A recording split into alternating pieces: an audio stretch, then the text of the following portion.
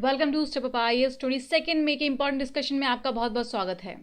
आइए जानते हैं आज के डिस्कशन में क्या खास है।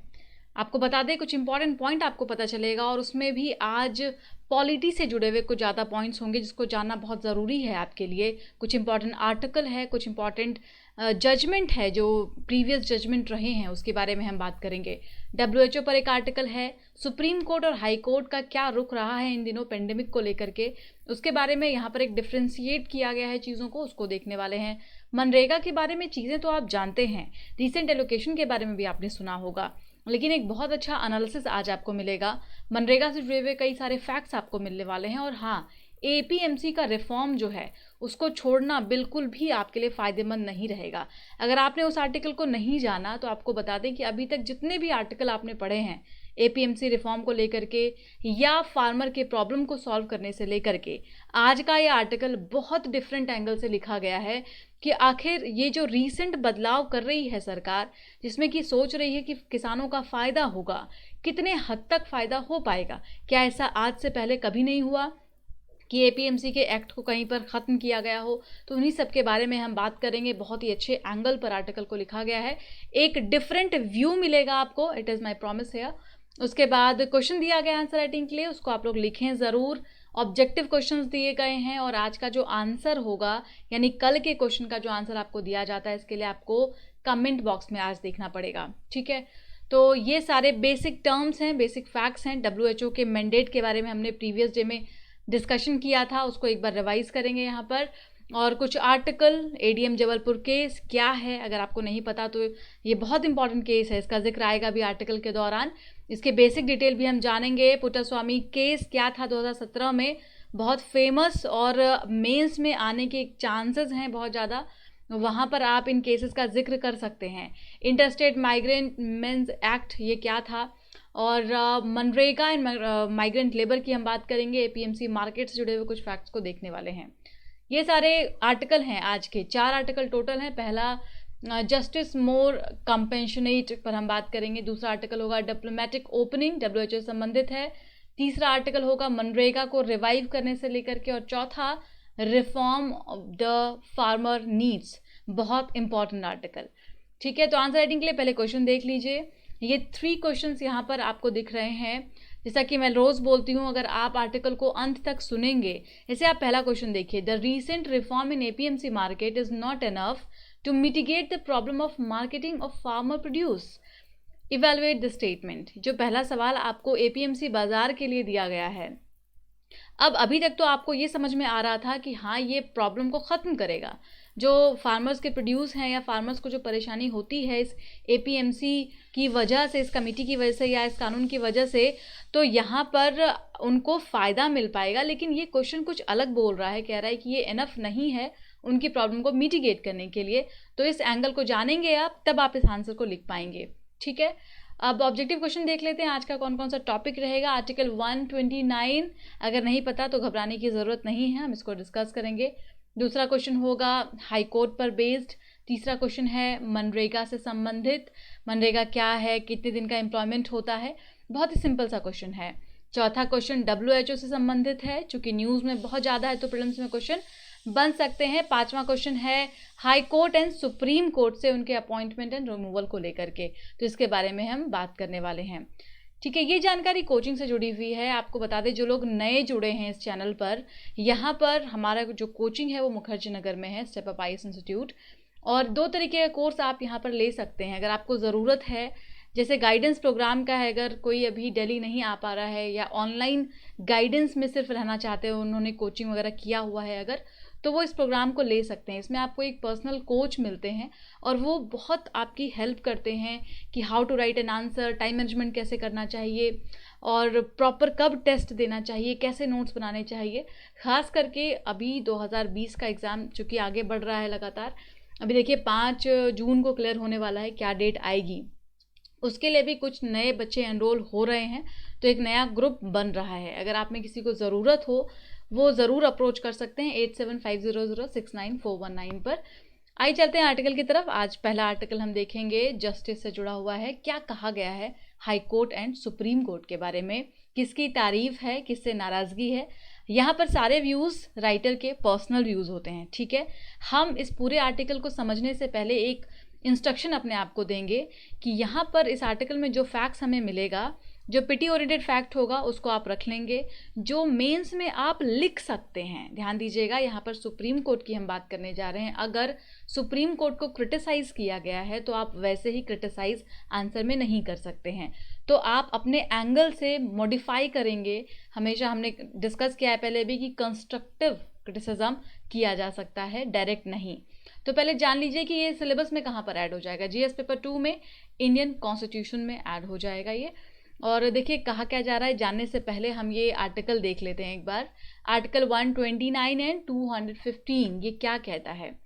तो जो आर्टिकल 129 है ये सुप्रीम कोर्ट को एम्पावर करता है और आर्टिकल 215 हाई कोर्ट के लिए है, और दोनों को पावर प्रोवाइड करता है जो कंटेम्प्ट होता है। अगर इनकी बात कोई नहीं मानते हैं, सुप्रीम कोर्ट के कोई ऑर्डर का फॉलो नहीं होता है, पालन नहीं होता है, कंटेम्प्ट किया जाता है, तो उसके खिलाफ पनिशमेंट दे सकती है सुप्रीम कोर्ट अपने सब ऑर्डिनेट कोर्ट को, हाई कोर्ट को। वैसे ही हाई कोर्ट के पास भी ये सेम पावर मौजूद है आर्टिकल 215 के द्वारा। तो ये आप याद रखिएगा। कंटेम्प्ट ऑफ कोर्ट एक्ट 1971 भी इससे संबंधित है। अब यहाँ पर तो हमने बेसिक फैक्ट देख लिया, एग्जाम में सीधा पूछ लिया जाएगा कि आर्टिकल 129 रिलेटेड टू, तो याद रखना है कि कंटेम्प्ट ऑफ कोर्ट से जुड़ा हुआ है और ये पावर सुप्रीम कोर्ट के पास दिया गया है, ठीक है।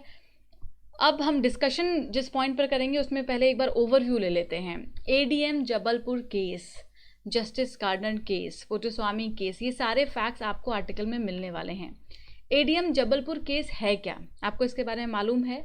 तो ये कहानी है 1975 की। 1975 में क्या हुआ था, याद होगा, इमरजेंसी लागू किया गया था।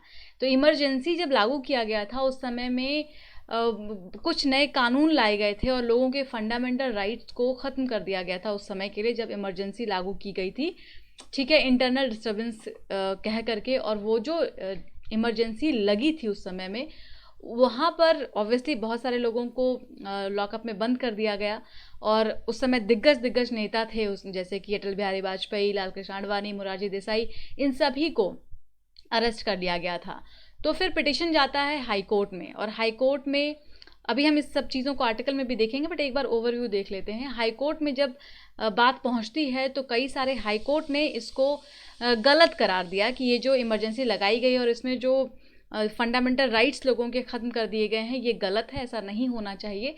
लेकिन जब ये कोर्ट फिर हाई कोर्ट के बाद अब ऑब्वियसली गवर्नमेंट के ऊपर प्रेशर पड़ने लग गया, और आपको मालूम होगा ददन गवर्नमेंट किसकी थी, और उस समय फिर ये पहुंचते हैं सुप्रीम कोर्ट के पास। गवर्नमेंट फिर सुप्रीम कोर्ट के पास जाती है और वहाँ पर ये केस कहलाता है एडीएम जबलपुर केस। इसमें क्या कहा गया है इसको हम आगे आर्टिकल में देखने वाले हैं।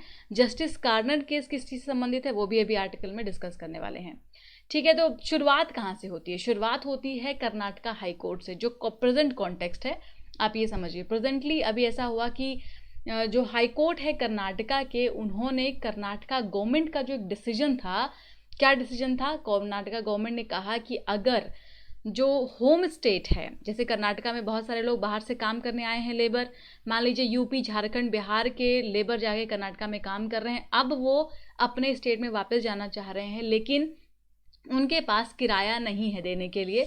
तो अब ये जिम्मेदारी किसकी होनी चाहिए? चाहे तो यूपी, बिहार और झारखंड की जो सरकार है उनकी होनी चाहिए कि वो लेबर को अपने यहाँ पर लेकर के आएँ जो उनके राज्य के लेबर हैं, और या फिर कर्नाटका गवर्नमेंट की होनी चाहिए कि भाई आप उन लेबर को सही सलामत सुरक्षित अपने जगह तक पहुँचाइए क्योंकि वो आपके यहाँ पर काम कर रहे थे। माइग्रेंट लेबर का इशू है ये, ध्यान दीजिएगा। अब यहाँ पर कर्नाटका गवर्नमेंट ने क्या किया, उन्होंने कहा कि हम ऐसा नहीं करेंगे। उन्होंने माइग्रेंट लेबर के जो ट्रेन थे उनको कैंसिल कर दिया, जो श्रमिक ट्रेन अभी चलाया जा रहा था उनको कैंसिल कर दिया। अब इस एक्शन को यहाँ पर हाई कोर्ट ने गलत करार दिया और वहाँ के चीफ जस्टिस ने कहा कि ये जो डिसीजन है स्टेट गवर्नमेंट का वो सही नहीं है और स्टेट गवर्नमेंट को फंड करना चाहिए। अगर माइग्रेंट वर्कर के जो होम स्टेट है उनको फंड नहीं कर रहे, ट्रेन फेयर नहीं दे रहे, तो यहाँ पर जो कर्नाटका गवर्नमेंट है उनको आगे आकर के उनको हेल्प करना चाहिए। समझ में आ रहा है? तो अब इस पर कर्नाटका गवर्नमेंट ने क्या कहा, इनका भी ऑब्वियसली अपना कुछ रहा होगा इस पर आंसर। इन्होंने कहा कि जो भी पूरा सिस्टम है, अगर आप एक दूसरे एंगल से देखिए तो क्या हो रहा है कि पूरी तरफ क्राइसिस बहुत ज़्यादा है, इकोनॉमिक क्राइसिस बहुत ज़्यादा है। अभी डायरेक्ट तो कह नहीं सकती कोई सरकार कि हमारे पास पैसे नहीं है, तो यहाँ पर कर्नाटका गवर्नमेंट ने आर्ग्यूमेंट के तौर पर ये कहा हाई कोर्ट से कि जब सुप्रीम कोर्ट ने इंटरवेंशन नहीं दिखाया, कई बार केसेस सुप्रीम कोर्ट तक पहुंचे इस माइग्रेंट लेबर के इशू को लेकर के, उन्होंने कुछ भी ऐसा नहीं कहा अंडर आर्टिकल 32, तो फिर वाई आर यू इंटरप्टिंग? ठीक है, गवर्नमेंट ने कहा कि आप हाई कोर्ट को इस पे इंटरप्शन करने का कोई अधिकार नहीं बनता है, इंटरवीन करने का अधिकार नहीं है। अब यहाँ पर आप चले जाइए सेपरेशन ऑफ पावर पर। अब ये क्या कर रहे हैं भाई, एग्जीक्यूटिव को लेजिस्लेटिव को आप अपना काम करने दीजिए और जुडिशरी को अपना काम करने दीजिए। ठीक है, आप जुडिशरी लेजिस्लेचर के ऊपर या एग्जीक्यूटिव के ऊपर फोर्स नहीं कर सकती किसी भी चीज़ को लेकर के। तो ये दूसरे एंगल को यहाँ पर दिखाने की कोशिश कर रहे हैं। अब ये तो मुद्दा था हाई कोर्ट का और स्टेट गवर्नमेंट का। अब आते हैं सुप्रीम कोर्ट के ऊपर। सुप्रीम कोर्ट ने क्या किया, ये सारी बातें आर्टिकल में लिखी गई हैं। इन्होंने अब सुप्रीम कोर्ट को यहाँ से थोड़ा क्रिटिसाइज करना शुरू किया। इनका मानना है, राइटर का मानना है कि जो सुप्रीम कोर्ट के कुछ ऑर्डर्स इन दिनों रहे वो बहुत ही डिसअपॉइंटिंग रहे। कैसे डिसअपॉइंटिंग रहे, तो अभी तक सुप्रीम कोर्ट ने कोई भी ऐसी कार्रवाई नहीं की माइग्रेंट लेबर को प्रोटेक्ट करने के लिए।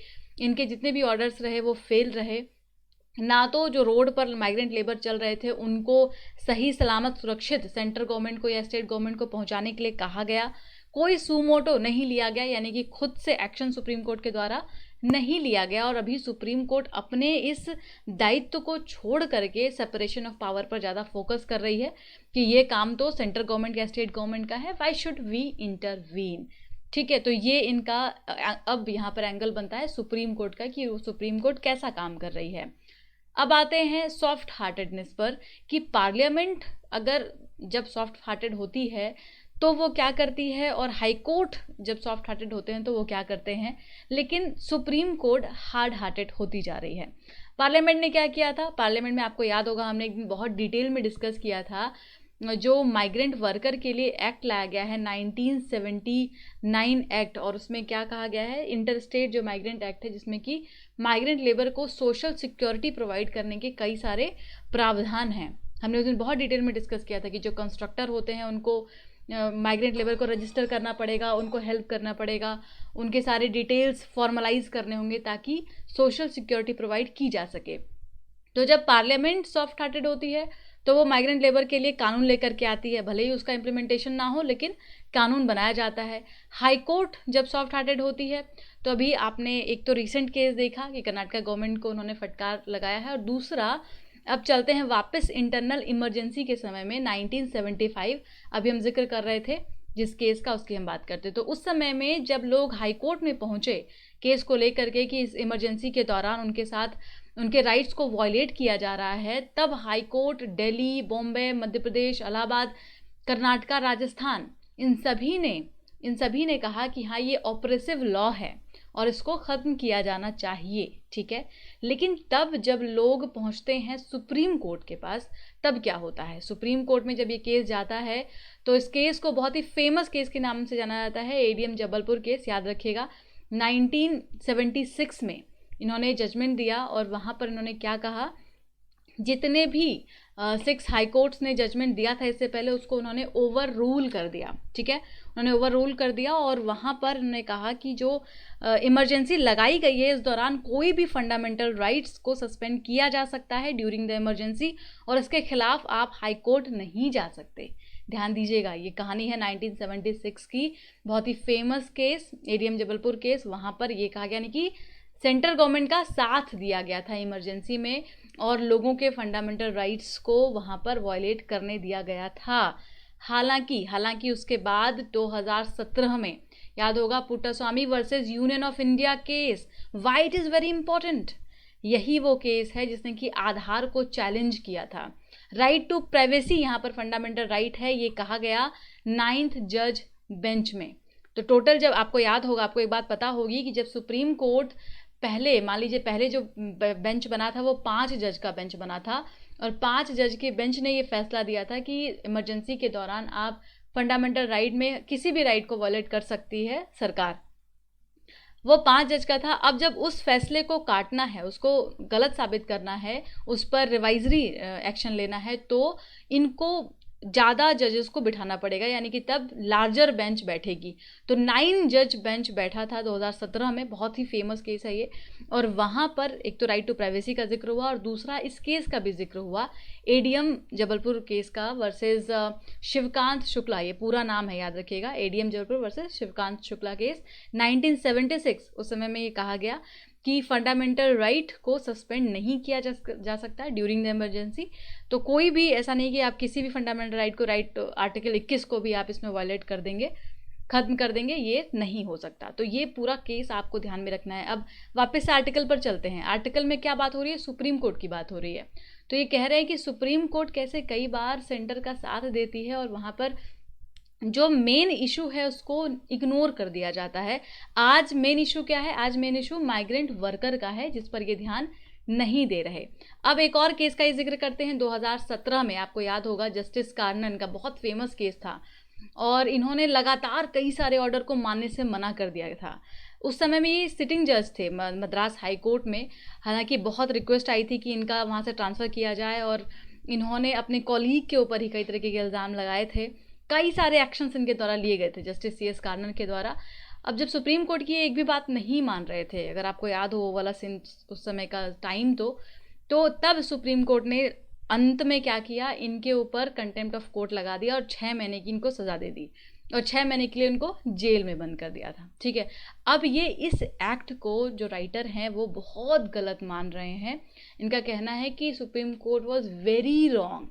ध्यान दीजिएगा, यहाँ पे ये लिखा हुआ है कि आपको कॉन्शियस रहना है। You can not use these words in your answer writing.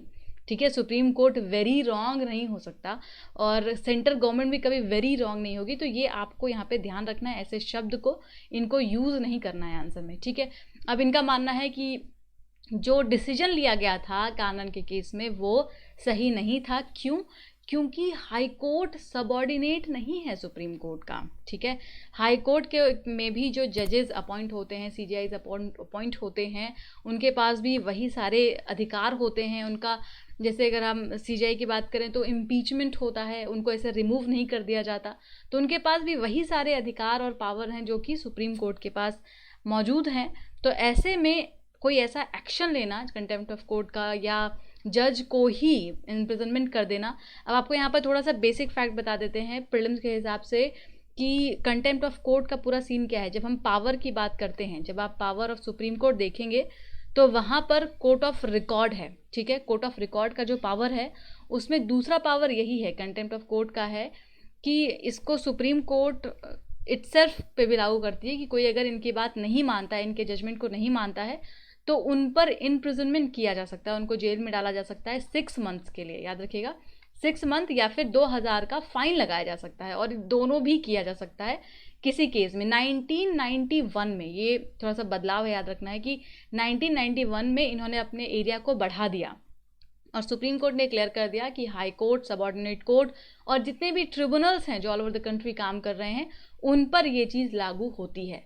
तो ये बेसिक फैक्ट यहाँ पर ध्यान रखना है। अब आर्टिकल का यही मानना है कि ये जो डिसीजन इस तरीके के लिए गए हैं सुप्रीम कोर्ट के द्वारा या माइग्रेंट वर्कर को प्रोटेक्ट करने के लिए, अभी तक कोई ऐसा उनकी तरफ से सुमोटो नहीं हुआ या कोई ऐसा जजमेंट नहीं आया, कोई ऑर्डर नहीं आया, ऐसा नहीं होना चाहिए।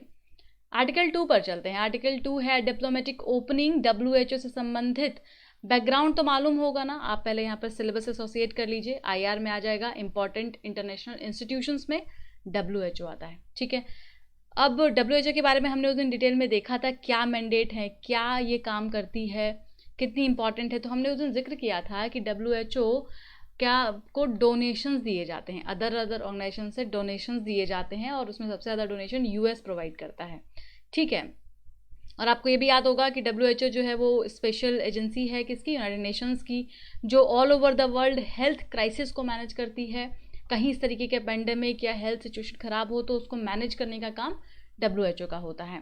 अब आते हैं मेन मुद्दे पर। अभी तो वैसे कई सारे इश्यूज़ हैं जिसमें से कि एक इशू रेजोल्यूशन को लेकर के चल रहा था। अब इस रेजोल्यूशन को एक्सेप्ट कर लिया गया। न्यूज़ ये है कि वर्ल्ड हेल्थ असेंबली की जो मीटिंग हुई ट्यूसडे नाइट को, उसमें रेजोल्यूशन को एक्सेप्ट कर लिया गया। रेजोल्यूशन किस चीज़ से संबंधित था? याद होगा, कोरोना वायरस कहाँ से स्प्रेड हुआ, क्या ओरिजिन रहा इन सभी चीज़ों पर बात करने के लिए, कंसेंसस बनाने के लिए रेजोल्यूशन लाया गया था। ठीक है, एग्रीमेंट में पूरा मुद्दा था कि क्या चाइना इसको एक्सेप्ट करेगा कि एक्सेप्ट नहीं करेगा। यूएस का इंटेंशन आपको क्लियर है, यूएसए ने बार बार शुरुआत से ही उनका जो इंटेंशन था वो या टारगेट डब्ल्यूएचओ और चाइना रहा इस पूरे दौरान, कि जो वायरस है उसको जानबूझ करके फैलाया गया। ये वुहान से इसकी शुरुआत हुई और पूरे विश्व में फैला। डब्ल्यूएचओ की लापरवाही बहुत ज़्यादा रही, इसी वजह से इसको रोका नहीं गया। ये यूएसए का पूरा अभी तक का वर्डिक्ट है और उनका इंटेंशन भी कुछ यही था कि चाइना को काउंटर किया जाए इस मुद्दे पर और डब्ल्यूएचओ को भी काउंटर किया जाए। चाइना का रिएक्शन यहाँ पर क्या हो सकता था? तो चाइना ने बहुत ही स्मार्ट तरीके से रिजोल्यूशन को एक्सेप्ट किया और चाइना का कहना है कि उनको कोई ऐसी परेशानी नहीं है इंक्वायरी से, ध्यान दीजिएगा। तो चाइना कहीं ना कहीं इस समय चलने वाले सारे मोटिव को, रिएक्शंस को समझते हुए उन्होंने फैसला लिया। Real source of consensus, consensus का रियल सोर्स क्या था, रिजोल्यूशन लाने के पीछे कारण क्या था? कारण था इतना जो इमर्स डैमेज है उसको पता लगाया जाए कि वायरस की वजह से कितना डैमेज हुआ पूरे वर्ल्ड में, कितने सारे लोगों की जानें गई हैं, उसका क्या हर्जाना भुगतना है, क्या करना है। दूसरी चीज़ कि ग्लोबल लेवल पर जो इकोनॉमिक क्राइसिस अब आ चुकी है और आने वाली है, उसका क्या। तो इन सारे जो ऐसे मुद्दे थे जिस पर कि कंसेंसस बनना ही था और इसलिए इतने भारी मतों से इस रेजोल्यूशन को पास अप्रूव कर दिया गया। ठीक है, तो ये पूरा बैकग्राउंड है, ये आपको समझ में आ गया होगा। अब हम बात करते हैं who should be given the credit. ये जो पूरा सिस्टम अभी बना, इसके पीछे क्रेडिट किसको जाता है? तो जाहिर तौर पर ईयू और ऑस्ट्रेलिया बहुत बढ़ चढ़ कर काम कर रहे थे। ईयू एंड ऑस्ट्रेलिया को बहुत बार धमकी भी मिली थी, लेकिन फिर भी वो लगे रहे और इसमें कई सारे देश इंक्लूडिंग इंडिया उनके समर्थन में थे, सपोर्ट में थे। डिप्लोमेटिक सपोर्ट काफ़ी मिला, स्ट्रॉन्गर मिला और फिर जाकर के ये सब चीज़ें हो पाई। इसमें भारत का रोल बहुत ज़रूरी है, पहले भी डिस्कस किया। एक रिवीजन के तौर पर ध्यान में रखिए इन चीज़ों को कि चूंकि अभी इंडिया जो है वो एग्जीक्यूटिव रोड में जाने वाला है, बिकॉज एग्जीक्यूटिव बोर्ड के चेयरमैन के तौर पर इंडिया भी चुनने वाला है, तो उसके लिए बहुत ज़रूरी है कि वो जो मेन इशू है वहाँ फोकस करे। मेन इशू ये नहीं है कि वुहान से वायरस निकलता है या चाइना का क्या इंटेंशन रहा। मेन इशू है डब्ल्यूएचओ जो इतना इम्पॉर्टेंट ऑर्गेनाइजेशन है इंटरनेशनल लेवल पर, उसकी क्या क्रेडिबिलिटी है, उसमें क्या रिफॉर्म की आवश्यकता है। तो यहाँ पर प्रैक्टिकल लेवल पर दिल्ली को काम करना होगा और उसको प्रॉपर एक एजेंडा तैयार करना होगा कि कैसे इन फोरम को और स्ट्रॉन्ग बनाया जाए, ताकि आज जो स्थिति डब्ल्यूएचओ को देखनी पड़ रही है because of China and America, सिर्फ किसी एक की मोनोपोली नहीं हो सकती, किसी एक का डोमिनेंस किसी इंस्टीट्यूशन में नहीं हो सकता। और इसके लिए इंडिया को एक बहुत अच्छी अपॉर्चुनिटी मिली है जिसको वो यूज़ कर सकता है कि ऐसे इंस्टीट्यूशंस को अगर हम स्ट्रेंथन करते हैं, स्ट्रॉन्गेस्ट बनाते हैं, तो वो ही अपने आप में एक ग्लोबल लीडरशिप को शो करेगा। ठीक है, आइए नेक्स्ट आर्टिकल पर चलते हैं। मनरेगा से संबंधित है और इसको आप कहाँ पे एसोसिएट करेंगे? जीएस पेपर 2, याद रखिएगा, सोशल जस्टिस में। ठीक है, आइए इसके बारे में बात करते हैं। तो अभी सिस्टम पूरा पता है, बैकग्राउंड मालूम है, आगे बढ़ते हैं। बैकग्राउंड में क्या हुआ था? लॉस ऑफ लाइवलीहुड बहुत ज़्यादा, इवन लॉस ऑफ लाइव्स भी बहुत हुए हैं। लाइवलीहुड मेजर मुद्दा है, तो इसके लिए एक मनरेगा स्टिमुलस सरकार ने पेश किया। मनरेगा के तहत लोगों को एम्प्लॉयमेंट दिया जाता है, गारंटी दी जाती है। इसका बेसिक जान लीजिए, 100 दिन की गारंटी दी जाती है लोगों को काम की रूरल एरिया में। यही है मनरेगा और एक अच्छा खासा पैकेज सरकार लेकर के आती है। 40,000 करोड़ रुपीस का एडिशनल पैकेज मनरेगा में दिया जाता है इस दौरान।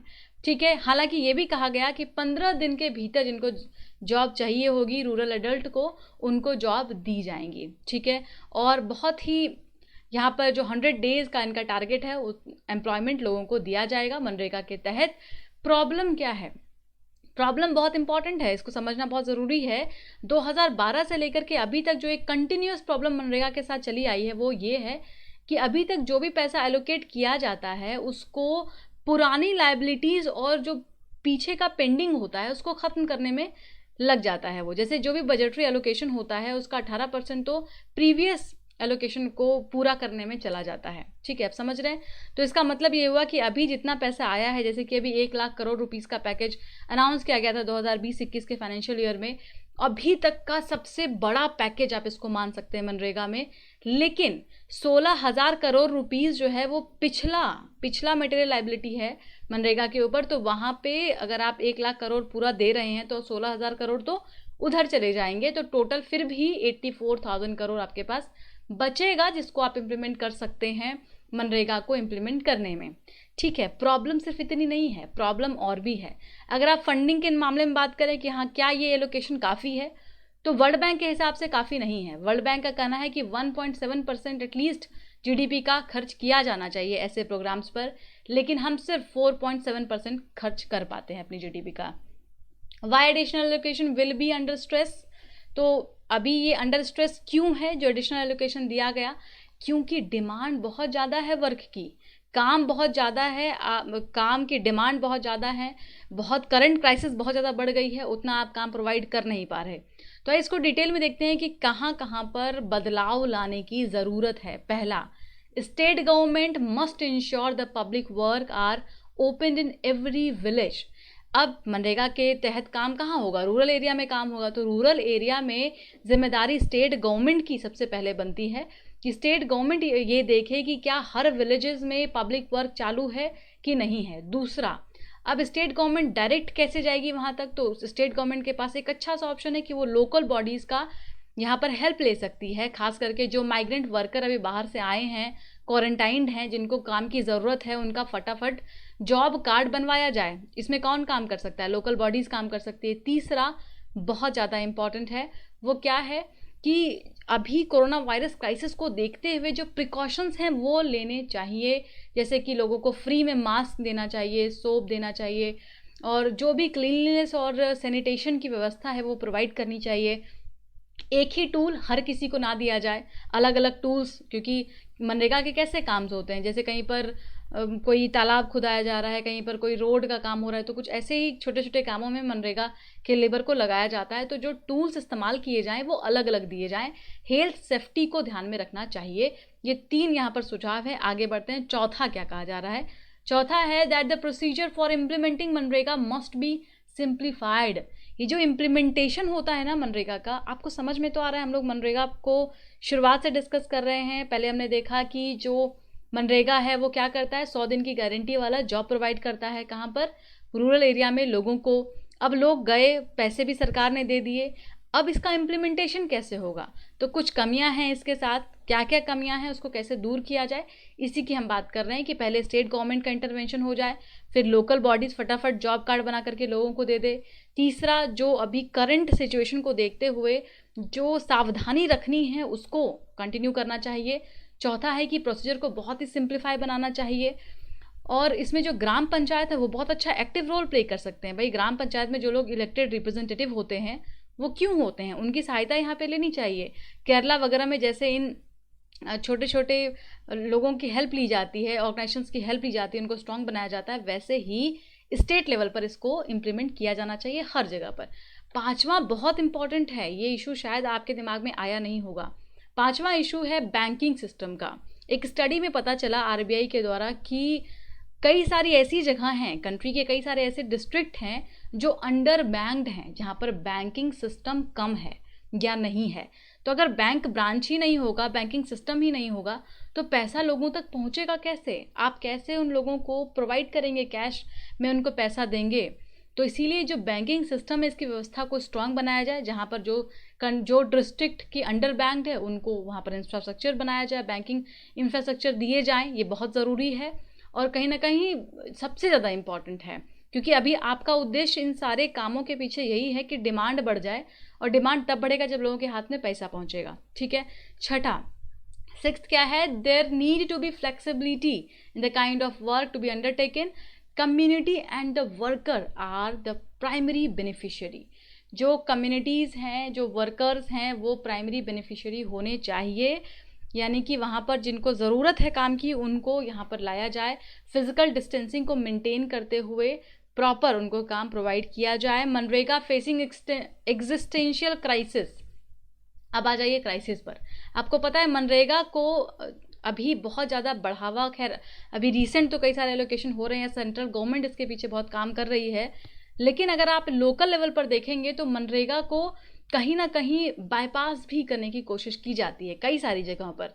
क्या होता है कि इसमें माना जाता है कि ये एक डिमांड ड्रिवन कॉन्सेप्ट है, इससे डिमांड बढ़ता है, तो क्यों ना हम इस पूरे पैसे को उस जगह पर लगा दें जो फाइनेंशियल रिसोर्सेज दिए जाते हैं मनरेगा में, उसको ऐसी जगह पर लगाएं जो सप्लाई बेस्ड प्रोग्राम है। ठीक है, तो इनका कहना है कि मनरेगा अपने आप में एक एग्जिस्टेंशियल क्राइसिस को झेल रहा है।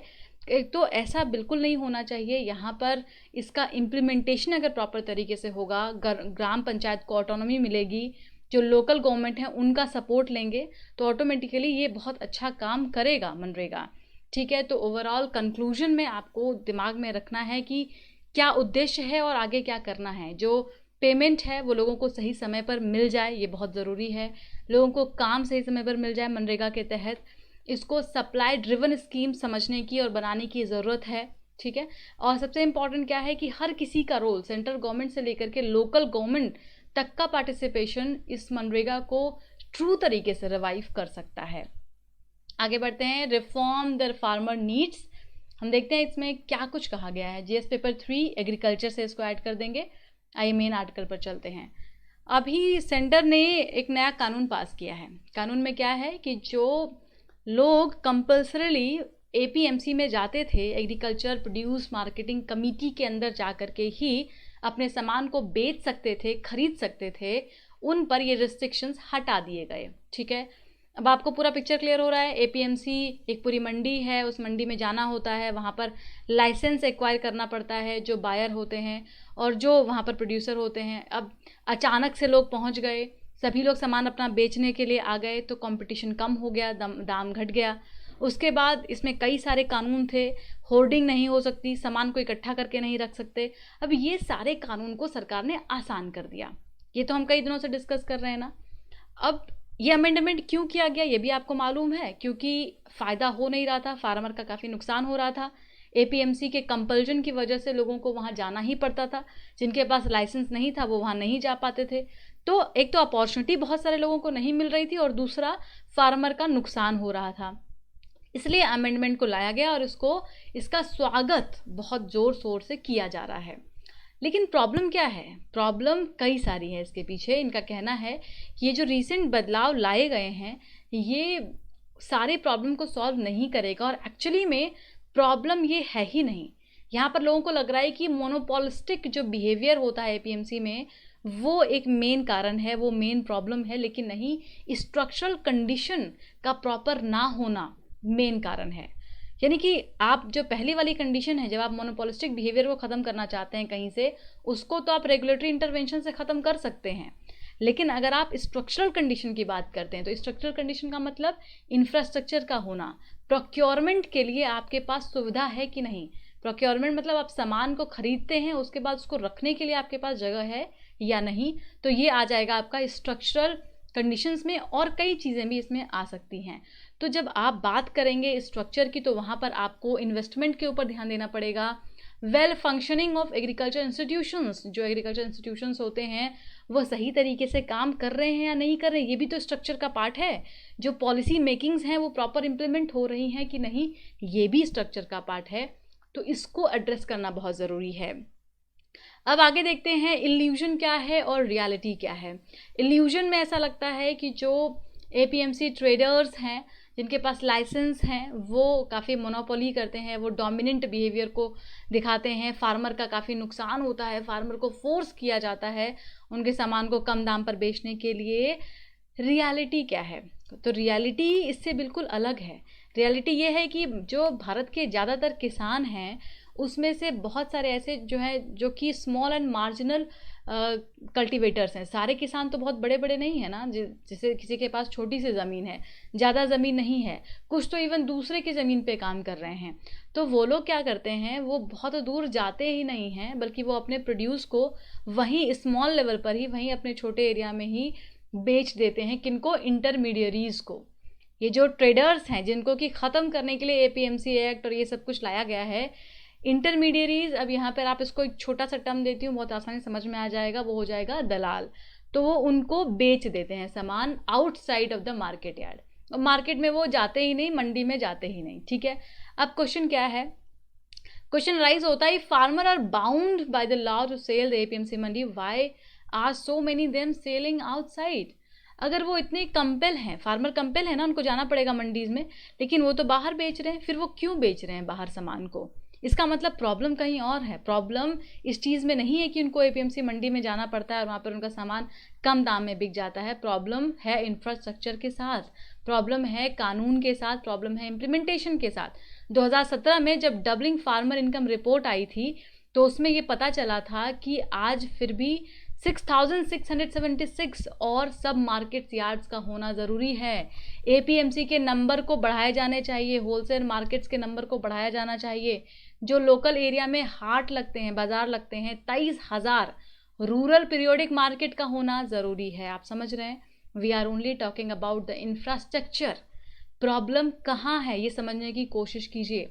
हम we are discussing on problems with the consisting, अभी जो एपीएमसी मंडी है उससे ज़्यादा प्रॉब्लम और कहाँ दूसरी जगह पर है।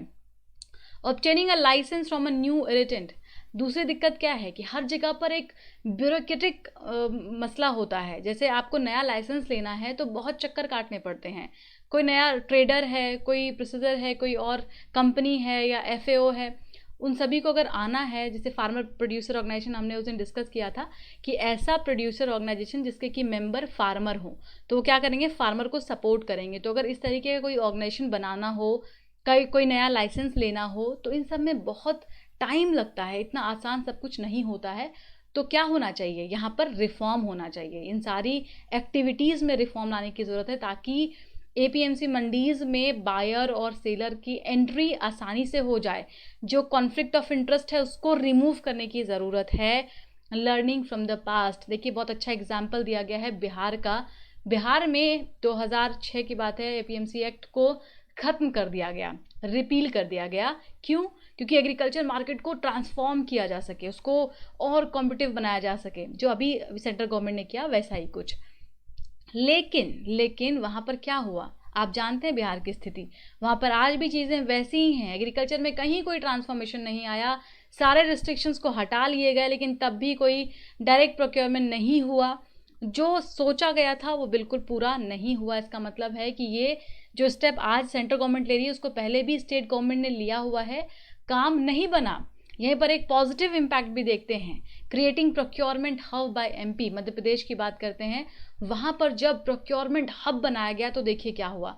2000 की बात है, वहाँ पर एक procurement hub outside the Mandi create किया गया, ठीक है, और इसका उनको बहुत फ़ायदा मिला। अब जब आपके पास प्रोक्योरमेंट हब हो जाएगा, वहाँ पर प्राइस कंपटीशन आएगा तो उससे फार्मर को फ़ायदा मिलेगा, और इंफ्रास्ट्रक्चर डेवलपमेंट होंगे तो बाकी जो इन्वेस्टर्स हैं वो भी पार्टिसिपेट करेंगे। क्योंकि हमने कल ही डिस्कस किया था कि जो ज़्यादा डेवलप्ड होते हैं उनको ज़्यादा इन्वेस्टमेंट भी मिलने लग जाते हैं। तो एक कंपनी है आईटीसी प्रोक्योरमेंट चैनल, वो वहाँ पर इन्वेस्ट करते हैं restricted to the select commodities, तो उनका काफ़ी अच्छा इंटरफेरेंस रहा और एमपी ने अपने यहाँ पर बहुत अच्छा काम किया। आपने एग्जाम्पल देखा बिहार का और एमपी का, डिफरेंस क्लियर हो गया कि एक जगह पर जहाँ एपीएमसी एक्ट को रिपील किया गया वहाँ पर क्या स्थिति हुई, बहुत फ़ायदा नहीं मिला। दूसरी तरफ जब मध्य प्रदेश और कर्नाटका में कुछ रिफॉर्म लाए गए, रेगुलेटरी रिफॉर्म किया गया, एपीएमसी एक्ट को टच नहीं किया गया, रेगुलेटरी रिफॉर्म किया गया। भाई आपके पास तो अधिकार हैं, आप बना दीजिए, अलग से प्रोक्योरमेंट हब बना दीजिए। तो इन्होंने ऐसा किया और उनको फ़ायदा मिला, मार्केट कॉम्पिटिटिव हो गया और वहाँ पर लोगों को अच्छे प्राइसेस अपने सामान के मिलने लगे। जो लोकल प्रोड्यूसर्स थे उनका काफ़ी फ़ायदा होने लगा। And why intermediaries still persist. अब बात करते हैं इंटरमीडियरीज के बारे में। इंटरमीडियरीज जो बिचौलिए हैं, हम उनको हटाने की बात करते हैं, जो स्मॉल ट्रेडर्स होते हैं। And over the half century of the scholarship of India's agriculture market has shown that they exist and persist. अभी तक ये देखा गया है कि जो इंटरमीडियरीज होते हैं ना, वो अपने आप उनको पता होता है कि व्हाट फार्मर वांट्स और फार्मर के पास कैसे पहुंचना है। वो इतने सालों से वो एग्जिस्ट करते हैं इस मार्केट में। तो आप चाहे कोई भी कानून बना लीजिए, उनको वो नव्ज़ पता होती है कि आखिर फार्मर की कहाँ पर मदद हो जाएगी और कैसे उनको उनका काम बन जाएगा। तो हमें इस चीज़ पर फोकस करना चाहिए अल्टीमेटली। और दिक्कत कहाँ है? दिक्कत है लैंड ओनरशिप में। ये जो रिलेशन है, जो स्मॉल होल्डिंग्स है, फार्मर के पास बड़ी बड़ी ज़मीनें नहीं हैं, लैंडलेस कल्टीवेटर्स हैं, इनकी प्रॉब्लम को ख़त्म करना ज़रूरी है। जो रेगुलेटरी फ्रीडम है उसको इंश्योर करना, ग्रांट करना बहुत ज़रूरी है और उसमें रिफॉर्म लाना ज़रूरी है। अगर हम रियल मैनर में चाहते हैं कि फार्मर का फ़ायदा हो, प्रोक्योरमेंट बढ़े और मार्केट में कंपटीशन आए, तो उसके लिए हमें जो इंफ्रास्ट्रक्चर डेवलपमेंट है फोकस करना होगा. We have to recognise the strength in the diversity, dynamism, enterprise, resilience and Indian agriculture market. तभी जाकर के ये सारी प्रॉब्लम्स ख़त्म हो पाएंगी. अब बताइए, अब आपको ये क्वेश्चन का आंसर लिखने में आसानी होगी या नहीं होगी? बहुत सारे डाटा एंड फैक्ट्स मिल गए. प्लीज़ लिखेंगे आंसर को. कमेंट बॉक्स में भी कुछ लोग डाल सकते हैं, जो लोग आंसर डाल रहे हैं देखें आप लोग उनका. अब ऑब्जेक्टिव क्वेश्चन पर चलते हैं. ये सवाल है आर्टिकल 129. अभी डिस्कस किया हम लोगों ने, 3 स्टेटमेंट गिवन थे, सही आंसर बताइएगा. दूसरा क्वेश्चन है हाई कोर्ट पर. High court is subordinate to the supreme court. Exact statement मैंने आपको बताया, अगर आपने ध्यान से सुना तो. The scope of writs of high court is more than supreme court. ये तो आपको याद होना चाहिए, बहुत इंपॉर्टेंट है ये. Consider following statement regarding MNREGA. 100 दिन के लिए गारंटीड एम्प्लॉयमेंट प्रोवाइड करता है मनरेगा. क्या सही है? The wage are paid completely by the central government. पूरा फंडिंग सेंट्रल गवर्नमेंट ही करती है. चौथा स्टेटमेंट WHO संबंधित है. Quota system and USA has highest quota. याद हो, मैंने आपको बताया है अभी जस्ट थोड़ी देर पहले. It is an agency of UN. दोनों स्टेटमेंट आपको क्लियर कर बताया गया. सही आंसर बताएंगे कमेंट बॉक्स में. रिमूवल ऑफ जज of high court in supreme court. जज of high court are appointed by governor. क्या पता है आपको? सही है गलत है बताना है. प्रोसेस ऑफ रिमूवल ऑफ जज of high court is started in state legislature assembly. सही आंसर बताइएगा, बहुत इंपॉर्टेंट है और ये पहले केस टाइप के आ चुके हैं, तो आपको पता होने चाहिए. प्लीज़ आप लोग शेयर किया कीजिए इस वीडियो को friends. I really request you. आप लोग ने शेयर करना बंद तो नहीं कर दिया. प्लीज़ मैंने कहा है अपने 5 दोस्तों को या किसी ग्रुप में शेयर कीजिए, लोगों को बताइए कि वाई इट इज़ इम्पॉर्टेंट. हम लोग रिच कंटेंट लेकर के आने की कोशिश कर रहे हैं सिर्फ आपके लिए. आपका सपोर्ट बहुत ज़रूरी है हमारे लिए. ठीक है, तो लाइक कीजिए, अगर नहीं सब्सक्राइब किया तो सब्सक्राइब कर दीजिए. कमेंट में अच्छी अच्छी बातें ऐसे ही लिखते रहिए, बहुत मोटिवेशन मिलता है और बहुत और जज्बा मिलता है कि हाँ अगले दिन और अच्छा काम करना है. Thank you so much. पढ़ाई करते रहें, आंसर ज़रूर दीजिएगा.